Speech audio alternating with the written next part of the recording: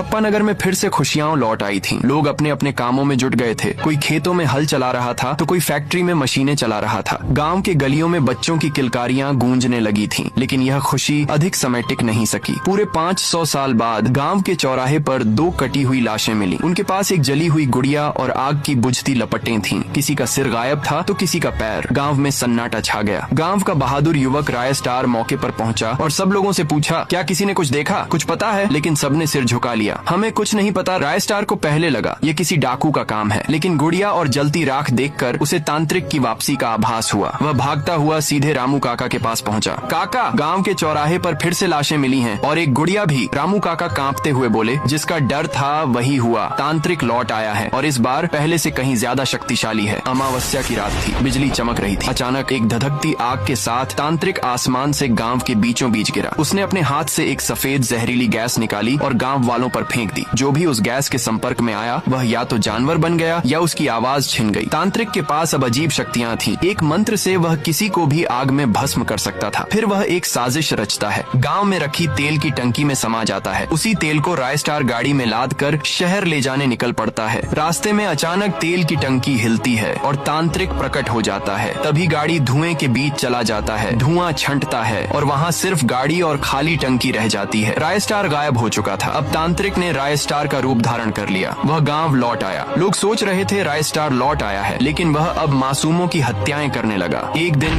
गांव के चौराहे पर भीषण धमाका हुआ। कई लोग मारे गए। अब गांव वाले राय स्टार को ही दोषी मानने लगे, लेकिन असली राय स्टार एक अंधेरे तहखाने में कैद था। एक दिन एक व्यक्ति पास से गुजर रहा था। तभी उसे एक आवाज सुनाई दी, कृपया मेरी मदद करो। उसने पिंजरे को खोला और वहाँ असली राय स्टार था। सच सामने आया। राय स्टार गांव लौटा। गांव बर्बादी की कगार पर था। चारों तरफ लाशें, चीख पुकार और तबाही। लोगों ने उसे घेर लिया। क्यों मारे गांव वालों को? राय स्टार ने सब बताया। जिस दिन मैं तेल लेकर शहर जा रहा था उसी दिन तांत्रिक ने मुझे कैद कर लिया और मेरा रूप धारण कर लिया। वो जो यहाँ खून कर रहा है वो मैं नहीं हूँ। अब सब कुछ स्पष्ट था। गांव एक हुआ। एक योजना बनी। गांव की लड़की मधु को चुड़ैल रूहानी का भूत बनाकर चौराहे पर खड़ा किया गया। रामू काका ने राय स्टार को जादुई बंदूक दी। इससे तांत्रिक को मारा जा सकता है। अमावस्या की रात तांत्रिक फिर आया। जैसे ही उसने रूहानी पर मंत्र पढ़ना शुरू किया, राय स्टार ने गोली चला दी। तांत्रिक की चीखें आसमान में गूंज उठी। देखते ही देखते वह जलकर भस्म हो गया। धप्पा नगर में फिर से सवेरा हुआ। गांव एक बार फिर रोशन हो उठा। अब वहाँ न कोई डर था न कोई तांत्रिक। बच्चों की किलकारियां फिर से गूंजने लगी। राय स्टार फिर से गांव का हीरो बन गया। अगर आप चाहे तो मैं इसका अगला पार्ट भी बना सकता हूँ। पार्ट 5 चाहिए तो कमेंट करो।